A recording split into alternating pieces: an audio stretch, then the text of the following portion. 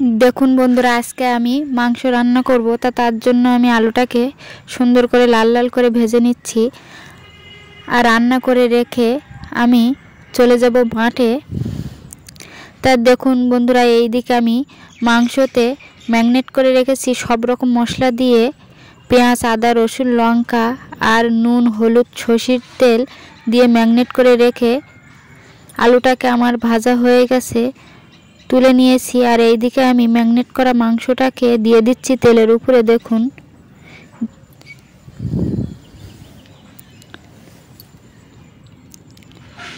আর তেলের উপরে দিয়ে সুন্দর করে কষিয়ে নেব।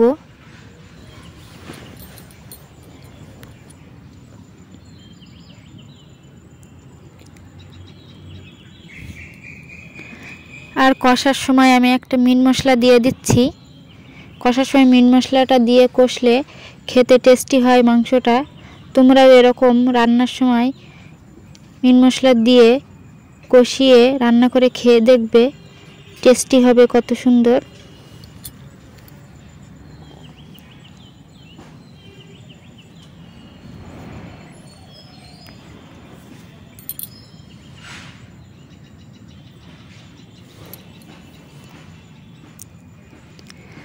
দেখুন বন্ধুরা, কষার সময় আমি একটু ধনিয়া পাতা দিয়ে দিচ্ছি। দিলে এর সেন্টটা সুন্দরভাবে মাংসের সঙ্গে থাকে। আর তেলের উপরে দিলে ধনিয়া পাতার সেন্টটা থাকে না, ওই জন্য আমি তেলের উপরে ধনিয়া পাতাটা দিইনি। আর এই দিকে আলুটাকে ওর সঙ্গে দিয়ে আমি সুন্দর করে কষিয়ে নিচ্ছি। দেখুন,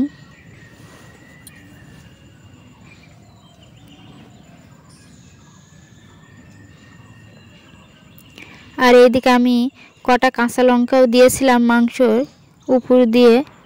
আর এইদিকে পরিমাণ মতন জল দিয়ে দিচ্ছি। মাংসটা আমার সুন্দর করে কষানো হয়ে গেছে।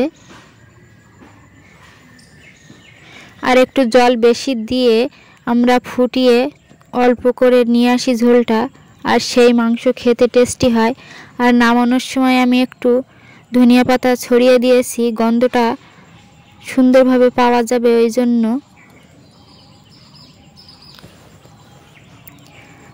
আর দেখুন বন্ধুরা, মাংসটা রেডি হয়ে গেছে, তাই আমি গরম মশলা দিয়ে নামিয়ে নেব।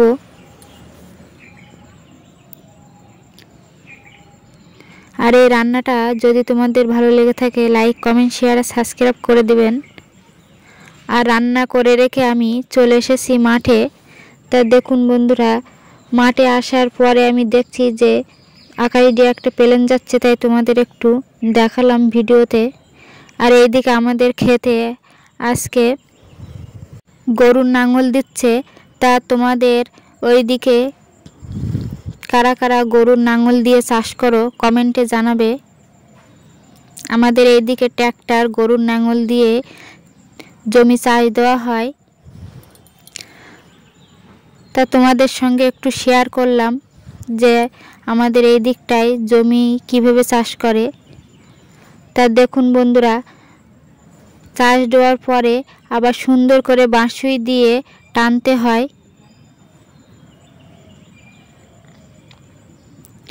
আর এইদিকে আমাদের হাফ বীজ এখনো রয়ে গেছে, এই ধান ক্ষেতটায় ওই বীজগুলো দিয়ে রোয়া হবে। আর ওই দিকটায় আমাদের জমিটায় গরুর নাঙল দেয়া হচ্ছে। দেখুন, আর এইদিকে বীজখোলাটায় রোয়া হবে, যার জন্য কোদাল দিয়ে কপিয়ে কপিয়ে মাটি সমান করে নেওয়া হচ্ছে। আমরা সবাই এসে গেছি মাঠে বীজখোলা রোয়ার জন্য। দেখুন, এইটুকানি আর বাকি আছে, এটা রুলে আমাদের বীজখোলা রেডি হয়ে